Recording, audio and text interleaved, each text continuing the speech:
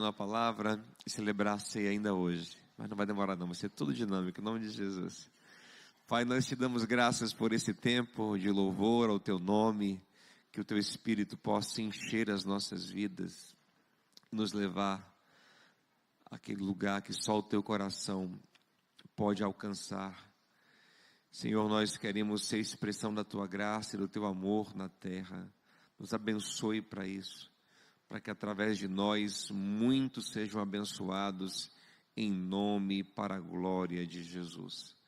Pai, fale conosco também pela tua palavra, nos transforme para o nosso bem e para a tua glória, em nome de Jesus. Amém. Meus irmãos, vamos juntos ler no Evangelho de Mateus, capítulo 6, te convido a abrir comigo a sua Bíblia, ler e reler esse texto, um texto que a gente precisa ler constantemente. É um texto que está no Sermão do Monte. Alguns pastores sábios de antigamente diziam que o Sermão do Monte deveria ser lido todos os dias por cada cristão. Cada cristão deveria ler o Sermão do Monte todos os dias, e se você for lê-lo no Evangelho de Mateus, é começar no capítulo 5 de Mateus e ir até o capítulo 7. Isso seria uma porção diária do Evangelho, de nutrição da sabedoria e da luz e da vida que há em Jesus. E eu acho que isso realmente não gosto dessas regrinhas, vocês me conhecem, né? Tem que ler isso todo dia, tem que fazer tal coisa todo dia, não acho que seja por aí. Entretanto, é uma boa pedida. Eu vou passar um tempo aqui, vou passar um mês, vou passar um ano aqui meditando no Sermão do Monte e revisitando o Sermão do Monte, porque aqui está a essência do ensino de Jesus. A essência do ensino de Jesus, só isso, né? Só isso. E durante o Sermão do Monte, acontece algo muito legal. No capítulo 6,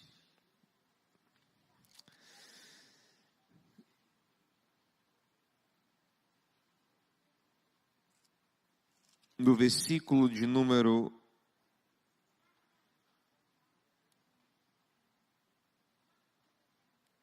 1, vamos ler do versículo 1 em diante, para a gente entender o contexto. Diz assim: tendo o cuidado de não praticar as vossas esmolas diante dos homens, para serdes vistos por eles, caso contrário, não tereis a recompensa de vosso Pai que está nos céus. Quanto, porém, deres esmola, não toques trombeta diante de ti, como fazem os hipócritas nas sinagogas e nas ruas, para serem glorificados pelos homens. Em verdade, eu vos digo que eles já receberam a sua recompensa. Mas quando tu deres esmola, não deixe a tua mão esquerda saber o que faz a direita, para que a tua esmola seja feita em secreto a teu Pai, que vem em secreto. Ele mesmo te recompensará publicamente.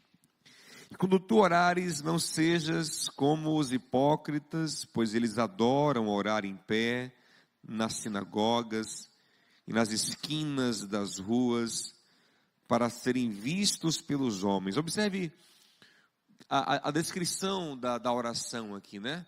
Eles adoram orar em pé, nas ruas, nas esquinas, tem todo um cenário ali para essa oração, e essas pessoas gostam, adoram isso tudo.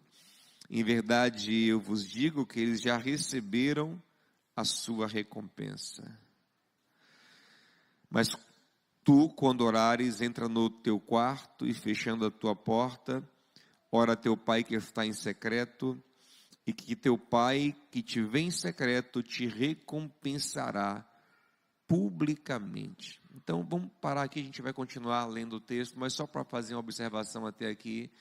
Aqui o Senhor mostra duas formas de se relacionar com Deus. Uma é onde Deus é apenas o instrumento do meu marketing pessoal. E outra, onde Deus de fato é quem eu estou buscando. E nós temos que ter cuidado, gente, porque às vezes para a gente transitar de uma linha para outra, é um passo muito tênue.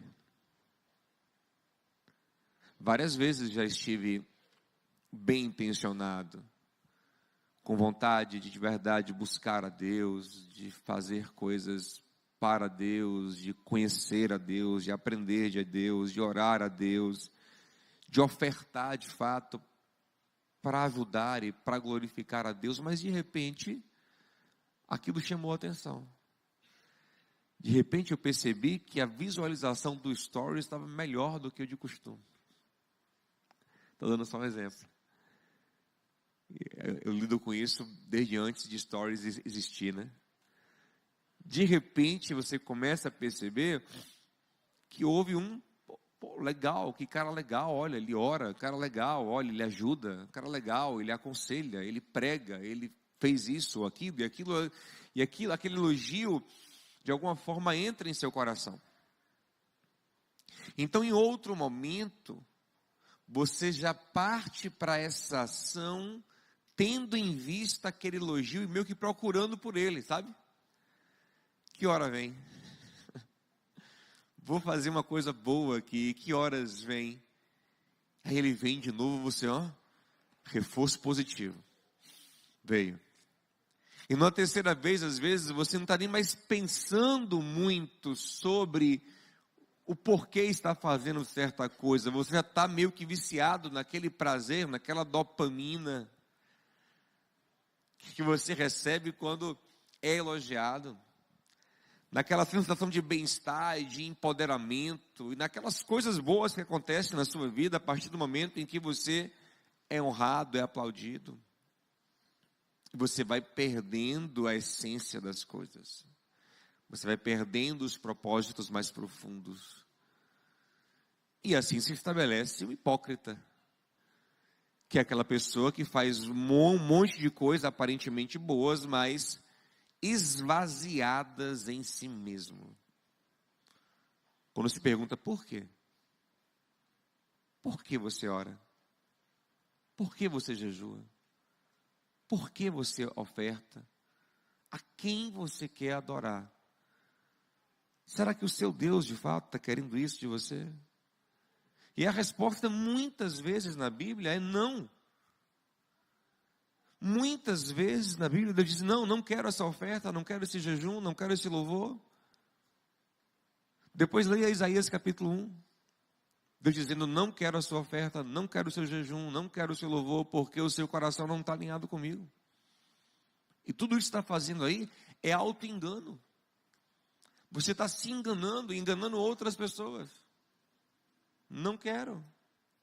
Aqui mesmo no Sermão do Monte, o Senhor chega a dizer, se você vai levar uma oferta, e lembra que tem uma briga mal resolvida com o irmão, ele diz, não, vai lá e acerta as suas contas com esse irmão, depois você volta para dar a oferta, porque para Deus mais importa que você esteja em paz com o seu irmão do que você dê uma oferta.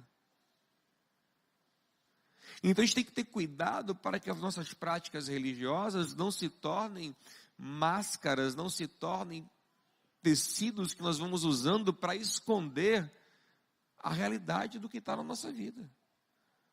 A realidade dos nossos problemas, das nossas mazelas, das nossas friezas, mentiras, indiferenças.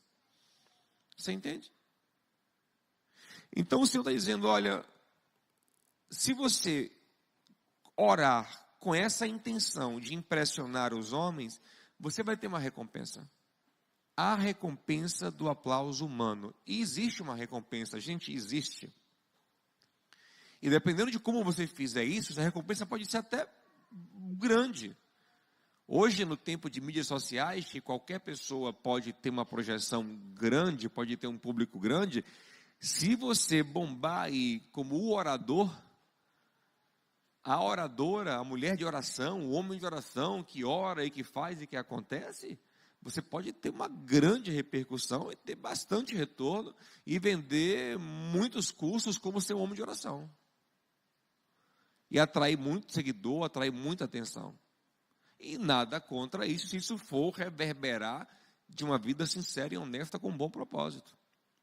Mas se você já o faz a partir disso, Jesus fala, eles já receberam a sua recompensa. Qual é a recompensa? A fama, o aplauso. Essa é a recompensa. O efeito principal da oração, que seria Deus te ouvir, Jesus diz, esse não vai rolar. Mas antes da gente avançar, eu queria que você refletisse aqui, porque às vezes a gente vai no piloto automático, a gente não para pensar no que a gente quer realmente, de fato. Já não, melhor isso, mas não, peraí, pensa um pouquinho aqui, talvez você discorde, e eu respeito. Pensa aí, o que você prefere? Que a sua oração seja de fato ouvida por Deus? Ou que de repente todo mundo lhe trate como um grande homem de Deus? Como uma grande mulher de Deus? Isso abre muita porta. Isso gera um status interessante. Isso gera muita coisa. O que é que você prefere? Aqui o Senhor está dando dois caminhos. Um caminho de muita propaganda própria, de muito marketing usando Deus. E um caminho mais modesto. O outro caminho é você vai entrar no seu quarto, vai fechar a sua porta, ninguém vai saber. E você vai orar. E você vai se dedicar. E você não vai publicar isso, você não vai se exibir, você só vai entrar no seu quarto e vai falar com seu pai. E aí vai ser assim, tipo assim, como é um lugar mais íntimo, mais privado, você poderá rasgar seu coração com ele. Você poderá abrir seu coração, porque aquela oração feita em público tem os enfeites da publicidade, né?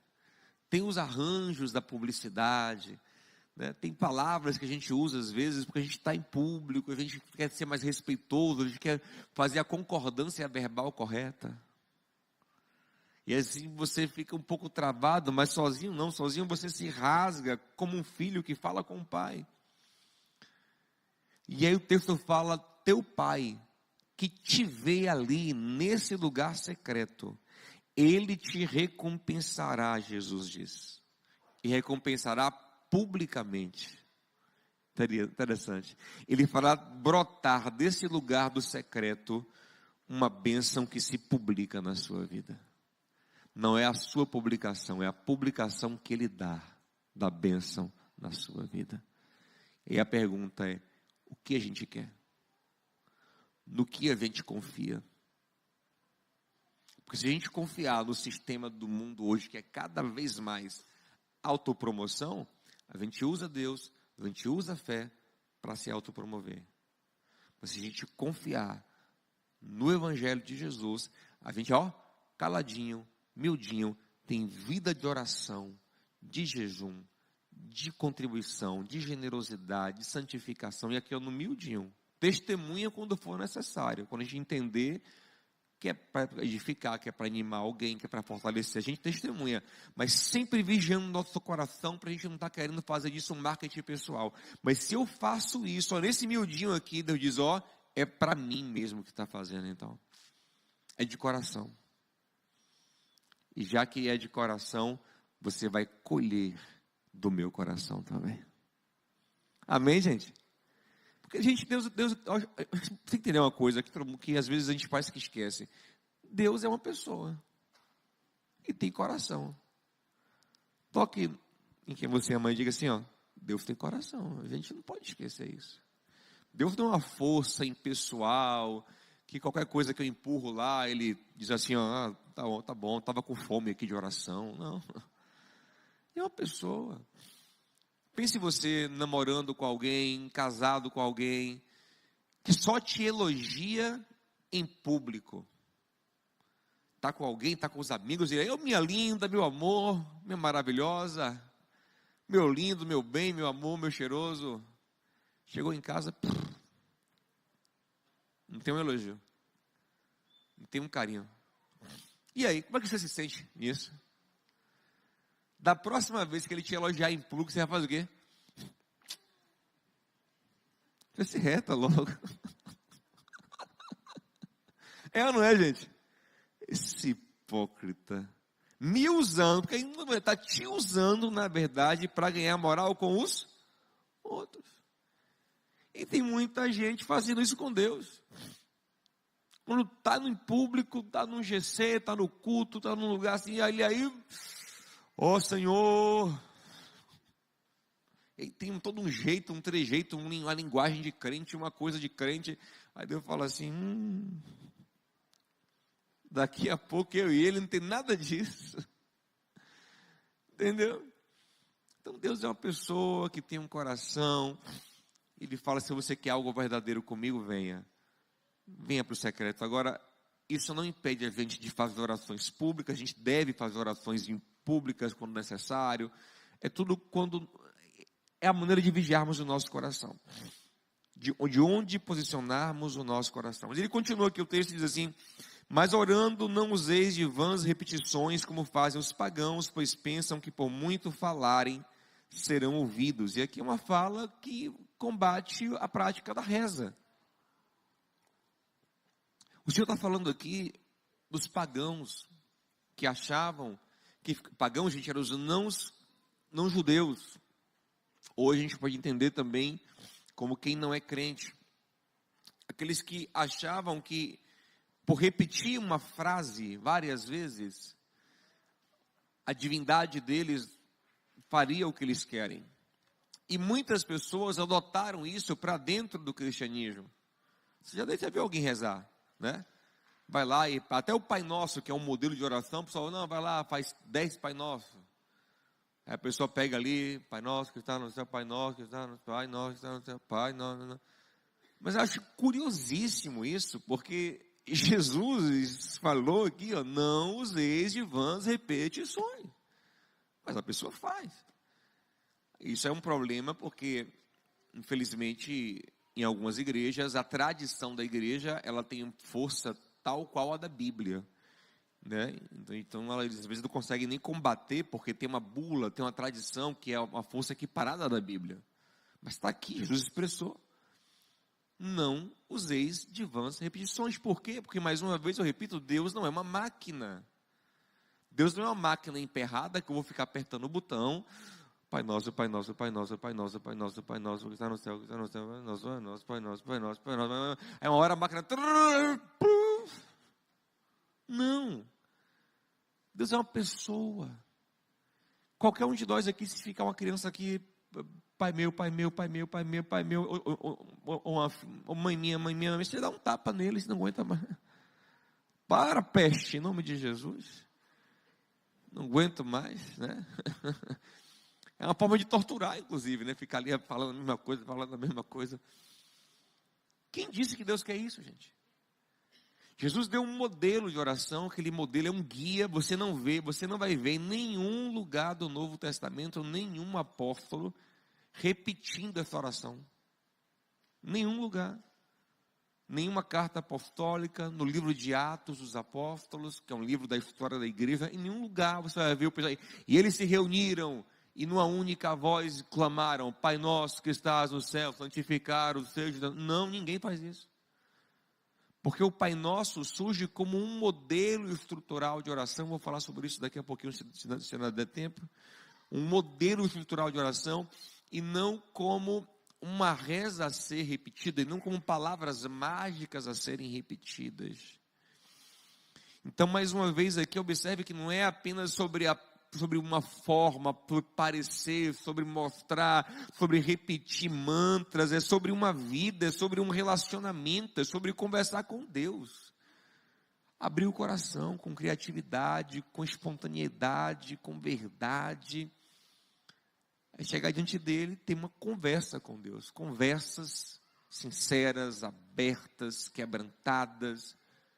Agora, para orientar essa conversa, Jesus vai dar um modelo. Ele fala o seguinte, ó. Orem, pois, da seguinte maneira. Aí ele vai dar um modelo. Pai nosso que está no céu e tal, e tal, e tal. Ele vai dar um modelo. E nesse modelo tem algumas coisas aqui importantes para a gente entender. Vou falar só um pouquinho com o nosso tempo. Primeira coisa que a gente vê aqui nesse modelo, para a gente ter uma vida de oração cheia da graça de Deus, é que toda oração começa com a palavra Pai. Isso é revolucionário, você não encontra isso no Antigo Testamento. Jesus traz isso para a relação com Deus, ele sendo Deus e Filho de Deus, ele abre essa porta de revelação. Jesus nunca, ouça isso, ele nunca se dirigiu a Deus a não ser chamando de Pai. Ele falava de Deus em terceira pessoa, mas quando ele se dirigia diretamente a Deus, sempre chamava de Pai, exceto uma vez, não sei quem lembra, na cruz, quando os pecados estavam pesando sobre ele, foi a única vez que ele se dirigiu a Deus, chamando de Elohim, Eli, que era Elohim, que é Altíssimo, que é um título mais distante. Por quê? Porque ali o pecado estava sobre ele, para que nós fôssemos filhos, ele foi afastado. Mas fora esse momento, toda vez que Jesus se dirige a Deus, ele diz Pai, e muitas vezes ele usa Abba, que é uma palavra que a criança usa, que é similar a paizinho, ou baianês aqui, painho. Então, quando os discípulos vão aprender a orar, a primeira coisa que eles têm que aprender é sobre a natureza da relação, com quem que eles estão falando, com o papai. Você já conseguiu entender isso na sua vida? Não sei quem teve pai bom aqui, boa relação com o pai, aqui paizão, aquele paizão, sabe? Que até hoje você liga e fala assim, ó pai, eu vou falar com o pai, velho, que massa. Ô, pai. Ou é um peso ligar para o seu pai. Meu pai, velho. Toca assim, você pensa 10 vezes se vai atender ou não. Meu pai, pepino que meu pai liga, né? Você jejua e ora antes de retornar. Eu não sei como é a sua relação com seu pai, né? Se é legal, se ele é chato, se flui, se trava. Tem gente que tem relação com o pai que trava. O pai fala, e aí? Ele, aí. Como é que tá? Tá. Valeu, né? Pronto. É toda a conversa que ele consegue ter com o pai. Geralmente tem homem é assim, né? Tá bom? Tá bom. Boa noite, viu? Alô, né? Te amo. O te amo assim, ó. Amo. Amo também. Beijo. Acabou. Não foi nada. Né? Tem gente não que o pai liga, tagarela. Tem pai não, o pai conta detalhe, né? Meu filho, hoje eu comprei uma panela ótima. E conta da panela que comprou, conta do que a mãe fez, sua irmã, e o papagaio da sua irmã, né? Aquela gente, você não quer saber, eu fui lá hoje e peguei Exaura, quem é Exaura? A calopsita da sua irmã, velho. Aí ele conta tudo, detalhe. Eu não sei que tipo de relação é que você tem com seu pai, de diálogo que você tem com seu pai, que você teve com seu pai. Mas a proposta de Jesus é que você passe a ter diálogos, conversas com um novo pai. Você entendeu?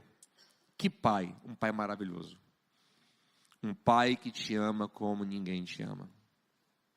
Um pai do qual o próprio Jesus vai dizer no próximo capítulo, se vocês que são maus, sabem dar coisas boas aos vossos filhos, quanto mais o Pai Celestial não vai fazer o bem àqueles que lhe pedirem.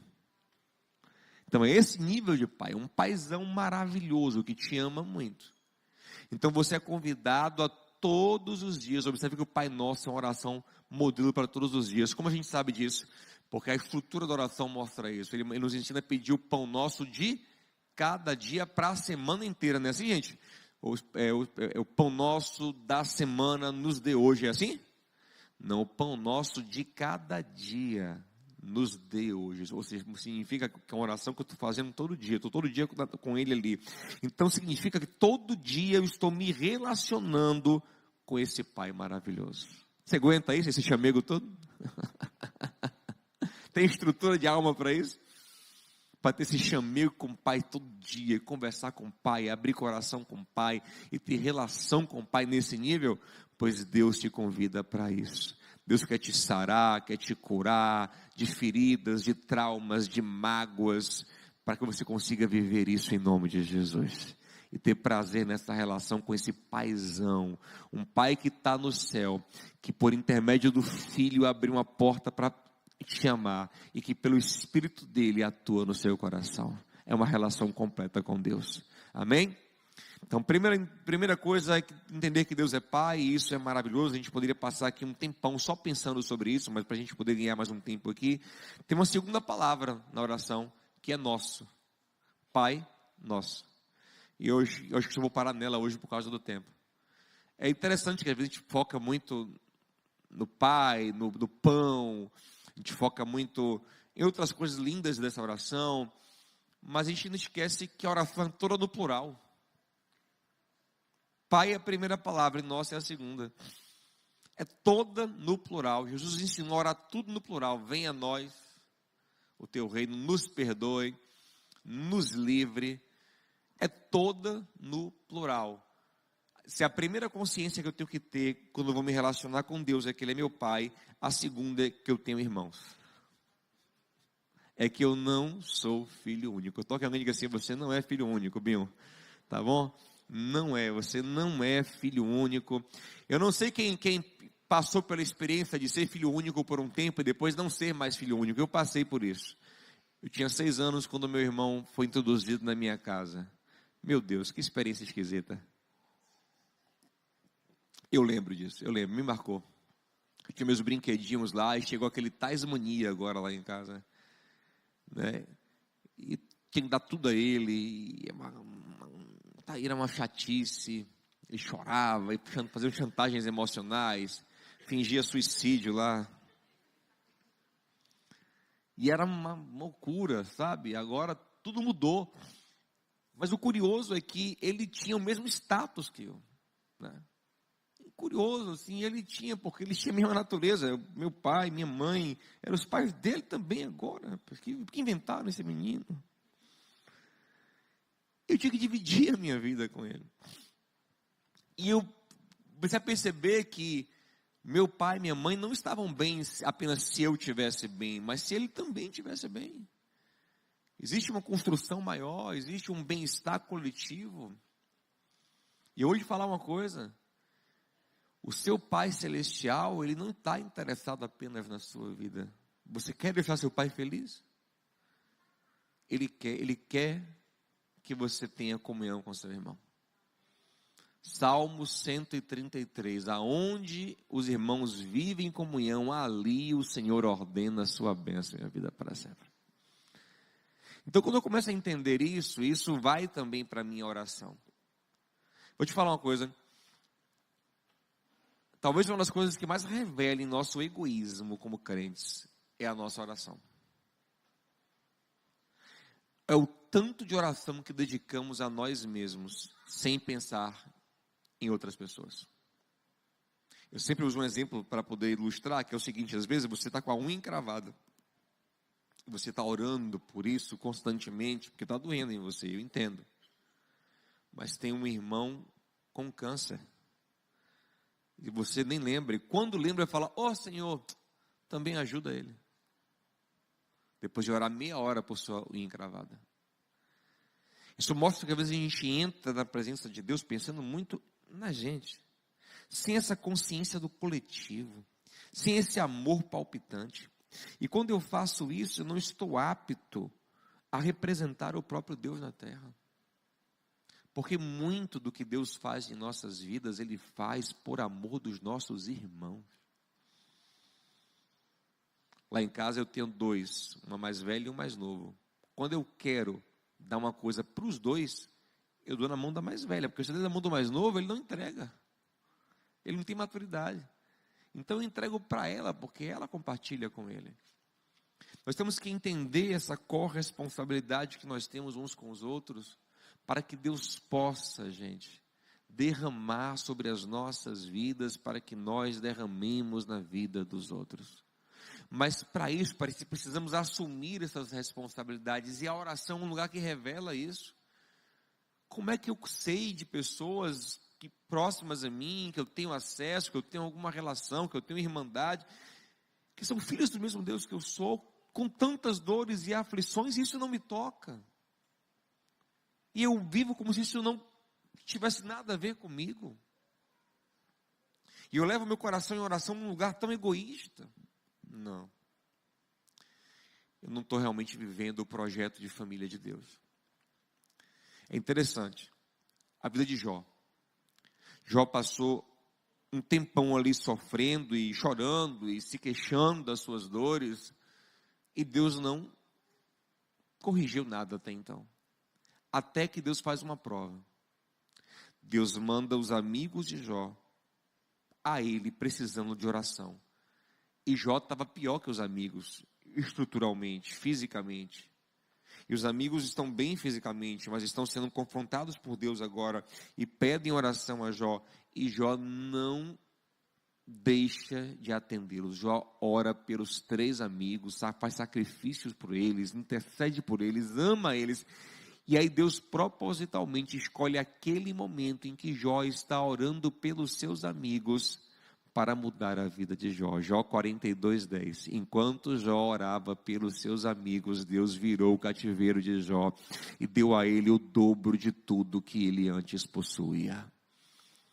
Pergunta, irmão, você está orando por quem, meu irmão? Está orando mesmo? Você está orando por outras pessoas, você ama, você coloca os, sabe? Você se vê como responsável. Veja que às vezes Deus coloca pessoas em nossa vida que se a gente não orar por elas é um pecado. De tanto que Deus nos confiou aquela situação ali para você orar, interceder, participar. Lá em 1 Samuel capítulo 11, Samuel fala, é 11? Samuel fala assim, ai de mim, se eu, é 7, ele fala assim, ai de mim, se eu pecar deixando de orar por vocês. Acho que é o 7. Se eu pecar deixando de orar por vocês. Ele sabia que ele precisava orar pelas pessoas. Quantas vezes a gente sabe, a gente está vendo a situação, a gente está vendo a coisa acontecer, a gente está vendo os filhos sofrerem, o casamento sofrer, a vida sofrer, a gente não está levando isso diante de Deus, porque está faltando amor, está faltando compaixão, está faltando misericórdia, e está sobrando egoísmo. Aí Deus diz, você ainda não entendeu que o Pai é nosso. Diga ao seu, o Pai é nosso. O Pai é nosso, e um Pai nosso ficará feliz quando houver cuidado entre os irmãos, amor entre os irmãos, graça entre os irmãos, misericórdia entre os irmãos. É aí que o Pai estará feliz. Então são 2 consciências que precisam estar na minha vida quando eu vou orar. Primeiro, que eu tenho um Pai, segundo, que um Pai é nosso. Eu não posso orar só por mim, eu tenho que derramar amor nas minhas orações. Então o texto continua, mas eu vou parar e ele fala assim, Pai nosso que está nos céus, santificado seja o teu nome. E aqui mostra uma perspectiva de um Deus exaltado, de um Deus que está numa dimensão superior à nossa, e que deve ser honrado, santificado, mas ao mesmo tempo que ele é exaltado e que ele é santo e que ele deve ser honrado, deve ser temido, eu oro para que a vontade dele, a próxima palavra, que o reino e a vontade dele venham. Eu oro para estar conectado, eu oro para estar perto, eu oro para estar alinhado, sabe? Um Deus de vontade alta, de vontade boa, um Deus santo, um Deus justo, mas presente na minha vida, não é distante, não é ausente, não fica um vazio relacional, não, ele está presente. Então observe que são várias consciências que a gente vai construindo com o Pai Nosso, e essas consciências vão moldando a nossa vida, porque elas vão nos direcionando, vão revelando onde nosso coração deve estar. E não é que eu deva orar exatamente assim, eu começar com o Pai, depois com o nosso, não. Mas vai mostrando onde nosso coração deve estar na nossa relação com Deus. Por exemplo, olha que coisa fantástica. O primeiro pedido dos céus para a terra não é pão, é venha a nós o teu reino, seja feita a tua vontade. O que significa isso? Significa que a coisa que eu mais quero, isso aqui não é questão apenas de colocar na ordem por interesse, não. É uma questão de querer, de desejar o reino de Deus e a vontade de Deus mais do que as minhas necessidades. Como é que eu chego nisso? Vem sinceramente, você acorda de manhã e fala assim, bom dia, hoje é o dia que o reino de Deus vai avançar. Hoje é o dia que vamos avançar no reino de Deus no meu trabalho, vamos avançar no reino de Deus na minha família. Hoje vamos exaltar o nome de Jesus, hoje vamos ajudar as pessoas carentes. Hoje o reino de Deus vai avançar. Você já acorda assim com esses desejos? Ou você já acorda pensando, rapaz, cadê meu cottage? Cadê meu cappuccino? Cadê meu peito de peru, meu cuscuz com ovo? Você está entendendo que a proposta aqui é que você pense mais no reino de Deus do que em todas essas coisas? Jesus disse, nesse mesmo capítulo, Mateus 6, mais na frente, versículo 33, mas busque em primeiro lugar o reino de Deus e a sua justiça, e as demais coisas vos serão? É uma expectativa pelo reino de Deus. Agora não é tão difícil não, gente. Quer uma coisa? Não precisa levantar a mão não. Mas tem gente aqui que está aqui se moendo, rapaz, estou doido pelo resultado da eleição. Doido para saber hoje como vai dar a eleição. E eu vou lhe dizer, há uma expectativa maior pela eleição de São Paulo do que de Salvador, muitas vezes. O que deu em São Paulo não tem nada a ver com São Paulo, mas quer saber de São Paulo. Sabe por quê? Porque de alguma forma seu coração se apegou. Você olhou na lista, você se cativou, você começou a torcer, você se envolveu, você participou, você brigou com as 3 pessoas aí na internet, bateu umas 3 bocas com alguém aí. E o convite do Senhor, que de uma maneira muito mais profunda, você enxergue o reino de Deus.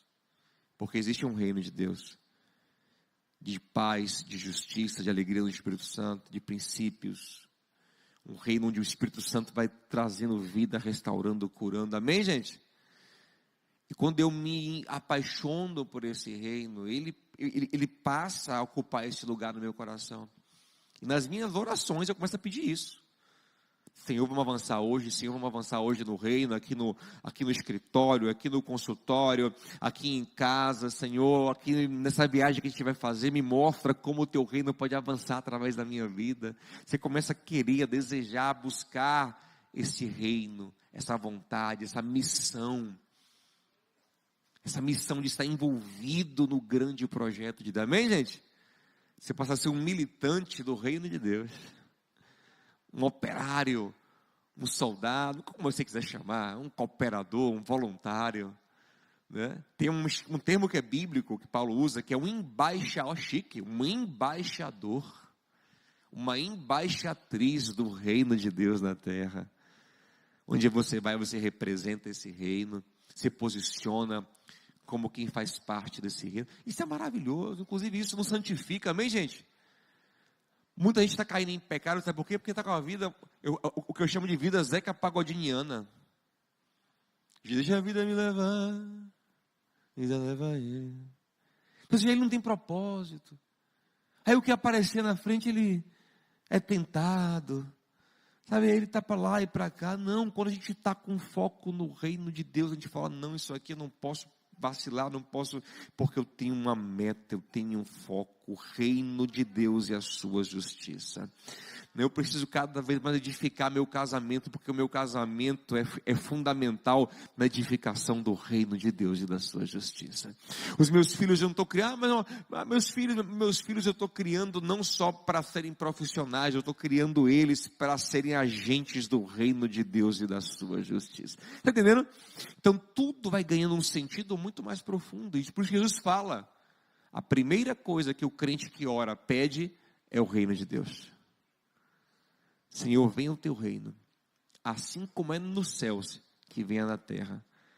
E é maravilhoso para você, para a sua casa, que o reino de Deus venha, os princípios de Deus, os valores de Deus, a bênção do reino, a força do reino, a provisão do reino, a força do rei.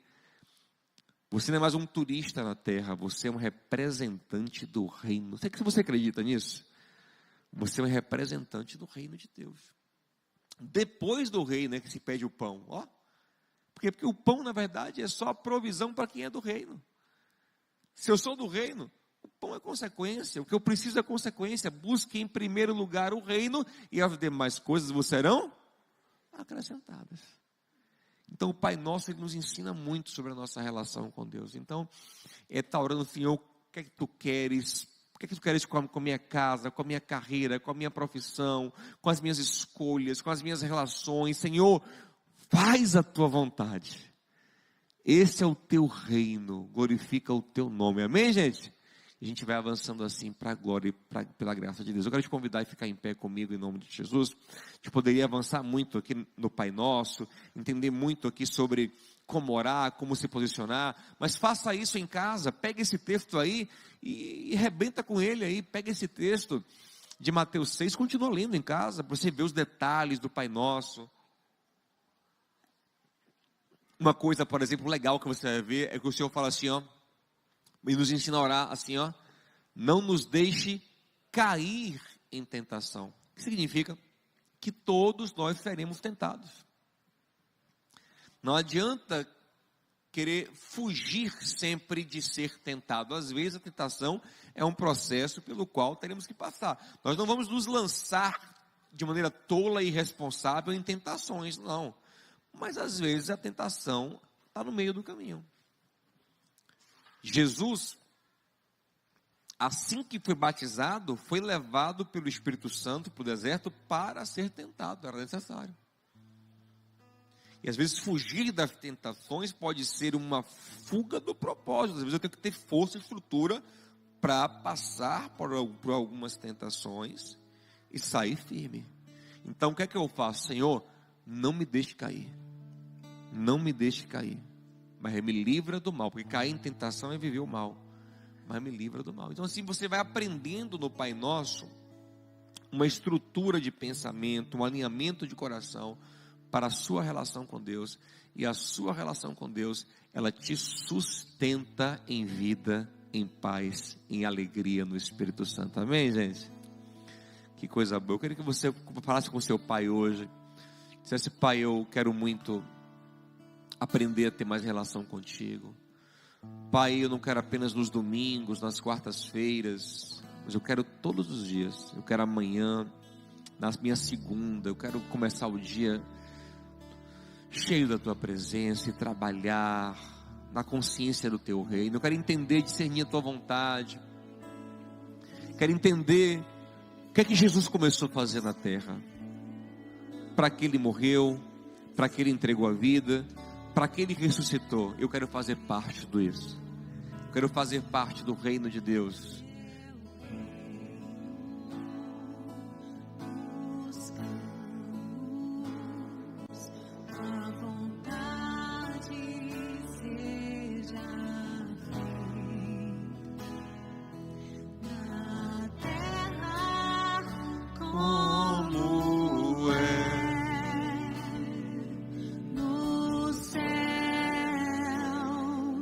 Deixe o céu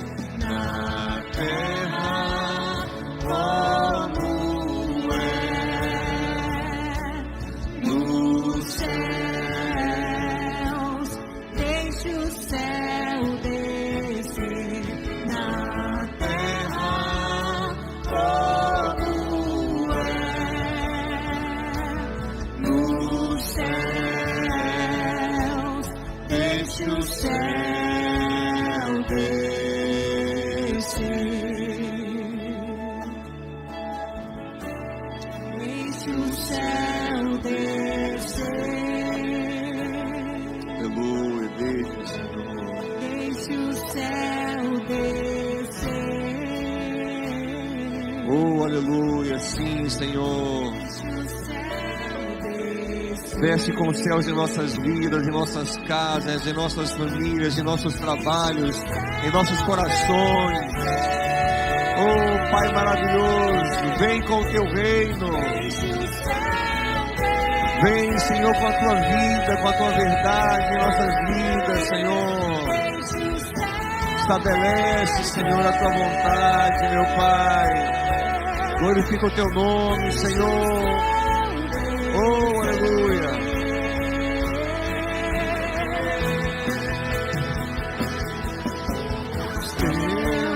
É o reino teu, é o poder e tua, é a glória para sempre.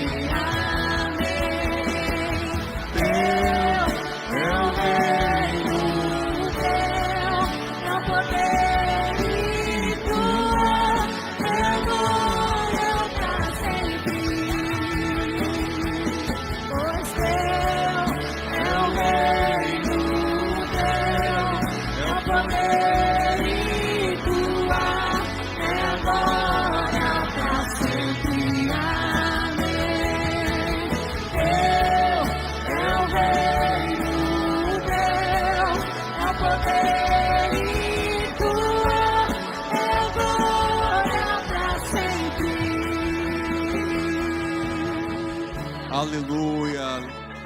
Paizinho amado, nós te damos graças por tudo. Pedimos que o Senhor nos conduza a esse lugar onde nós podemos discernir qual é a tua boa vontade e viver o teu reino em nossas vidas e construir junto contigo esse reino na terra e ser representantes desse reino, atuantes desse reino, usufruir desse reino, viver a bênção, a graça, a força, a missão, o propósito desse reino nas nossas vidas, numa relação constante, profunda com o Senhor, não com interesse de aparecer para os homens, mas de fato de estar profundamente ligados ao teu santo e lindo coração, cheios da tua graça, vivendo a tua verdade, para a tua glória e para o nosso bem, em nome de Jesus, amém. Antes da gente encerrar, pegue o pão, pegue o cálice, você que tem aliança com Jesus Cristo. A ceia é um momento para quem tem aliança com Deus. Se você não tem aliança com Deus, você espera um pouco e em breve, quando você tiver convicção dessa aliança, você participa. Pastor, quem não é batizado pode participar? Depende, se você não se batizou por ocasião, ou seja, você quer muito se batizar, mas não chegou ainda o seu batismo, tudo bem. Mas se você não se batizou porque tem dúvidas, porque está inseguro se quer de fato caminhar com Jesus nesse nível de compromisso ou não, então não é para você ainda, porque você não está decidido. E a ceia é um símbolo de quem tem aliança, é o símbolo da nova aliança feita no sangue de Jesus Cristo. Então é importante que você tenha convicção de que você está aliançado. Pastor, eu tenho aliança, eu amo Jesus, eu sou cristão, sou cristão, entretanto eu falhei, eu pequei. Então a ceia é um momento para você examinar a si mesmo, falar com Deus, renovar a sua aliança, levar o seu coração ao quebrantamento, ao arrependimento, à confissão do pecado e falar: Senhor, me ajuda, porque o Senhor é o meu tesouro, o Senhor é a minha bênção, o Senhor vale mais do que qualquer pecado, me perdoa por te entristecer, eu sei que o Senhor paga um alto preço para me fazer justo, para me fazer filho amado, e eu não quero desperdiçar isso, eu quero viver a tua bênção, quero viver a tua graça, o teu poder, a tua unção, o teu Espírito na minha vida, é o que eu quero, Senhor. Você pode fazer isso agora, com esses símbolos santos da ceia, símbolos do amor de Deus por nós, símbolos da entrega. Nesse pão nós temos o símbolo de que Jesus se partiu, né? O íntegro, o puro, o perfeito, o santo, ele foi partido por amor de nós, ele se partiu por nós, ele se partiu em nós, e todos nós, num pedaço, num fragmento de Cristo, temos a semente que precisamos para viver uma vida extraordinária, uma vida segundo Jesus, uma vida que é a continuação da vida de Cristo na terra. Aleluia! Olha que responsabilidade, olha que privilégio, olha que bênção. É isso que a ceia significa, quando ele disse: meu corpo é partido por amor de vós, façam isto em memória de mim. Ele estava conclamando um povo que durante os séculos iria estar sempre se conectando com ele em consciência e em espírito, assumindo para si a missão de viver para ele, com a graça dele, com a bênção dele, com a força dele, com a filiação que ele conquistou para nós na cruz do Calvário, porque todo aquele que nele crê, ele deu o poder de ser feito filho de Deus. Amém? Pegue esse pão, dê graças a Deus por ele, diga: Senhor, eu te dou graças, eu não mereço o teu sacrifício por mim, eu não mereço o preço que o Senhor pagou, o sofrimento que o Senhor passou, as dores que o Senhor sofreu. Sou eu quem merecia, o meu pecado quem merecia, mas o Senhor morreu no meu lugar, pagou o preço no meu lugar. Reconheça isso, admita isso, agradeça isso, confesse isso, declare isso, e então tome esse pão e coma, dando graças a Deus por isso.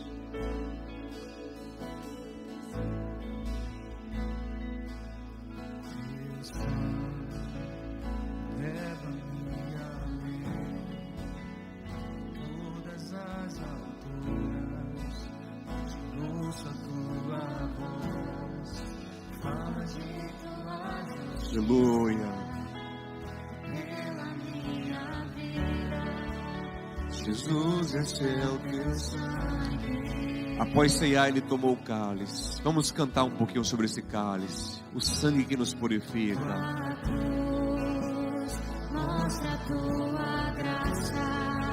Fala do amor do Pai, que prepara para nós um caminho para Ele, onde eu posso me achegar.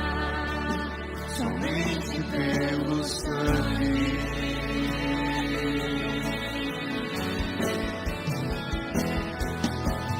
que nos lava dos pecados, que nos traz restauração. Aleluia!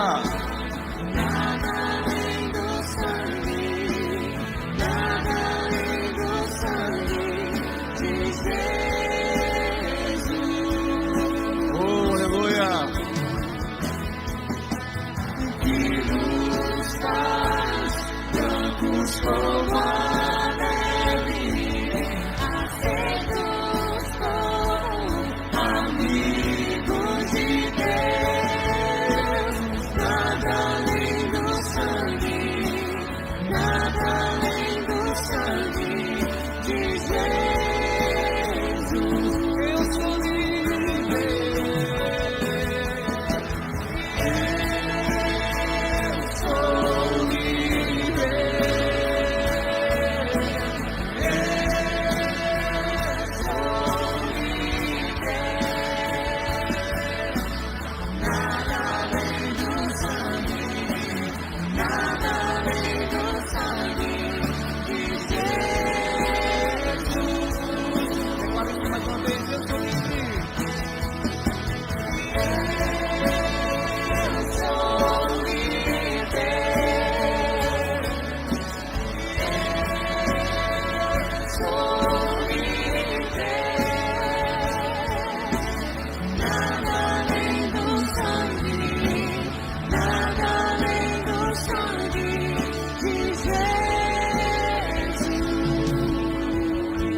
Ergue esse cálice, cálice da nova aliança. Com ele você está aqui declarando que você pertence ao Deus de Abraão, pelo sangue de Jesus Cristo.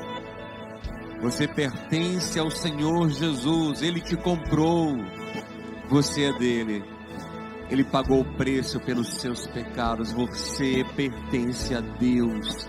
Você é de Deus, Ele te comprou. Não aceite as mentiras do diabo, de que você não tem mais jeito, de que você deve se entregar ao pecado mesmo porque não tem jeito, que você não deve ter esperança, de que você deve se entregar aos vícios, de que você deve se entregar à tristeza, à amargura, à angústia. Não, Jesus te comprou para Ele. Ele é o dono da sua vida, é Ele quem dá propósito à sua vida, é Ele quem te renova, é Ele quem te restaura. E esse sangue não só te purifica do pecado, esse sangue também te dá vida. Esse sangue gera vida na sua vida, coisas extraordinárias, coisas que você acha que nem pode mais acontecer. Deus fará além do que você imagina, pelo poder dele em nossa vida, não porque nós merecemos, mas porque Ele é maravilhoso, e você pertence a Ele, Ele te comprou graciosamente. Ergue esse cálice e declare seu amor a Jesus, declare seu pertencimento a Ele, declare sua aliança eterna com o Senhor, declare que você confia nele, na obra do Calvário. E diz: tomai e bebei, esse é o cálice da nova aliança no meu sangue. Tome esse cálice glorificando o Senhor.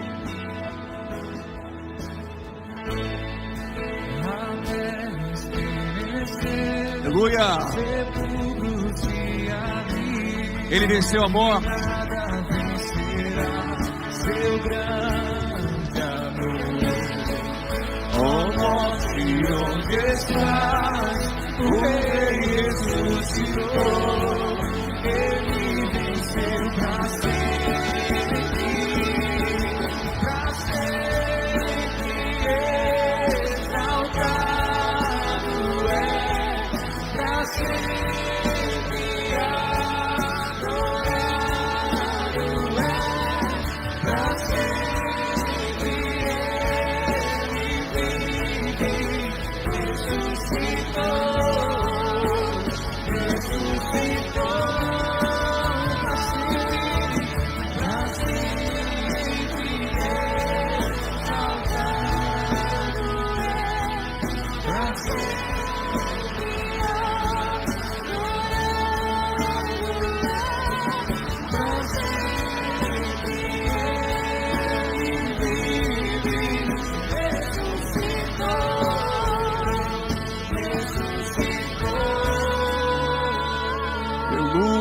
Ele é maravilhoso, maravilhoso, maravilhoso. Glória ao Senhor. Exalte o Senhor para a gente encerrar esse culto. Exalte a Ele.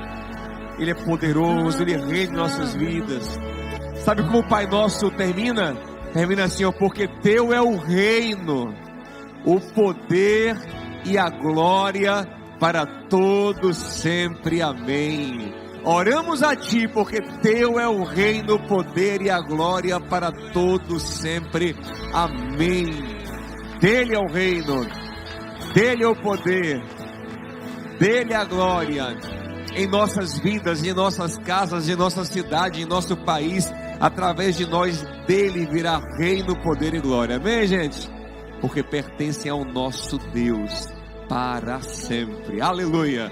Que o amor de Deus, o nosso Pai, a graça de Cristo nosso Senhor, a comunhão e a consolação do Santo Espírito de Deus, seja contigo e com a tua casa, em nome de Jesus. Quem crê diz: Deus te abençoe e te dê uma semana maravilhosa, cheia da graça de Deus.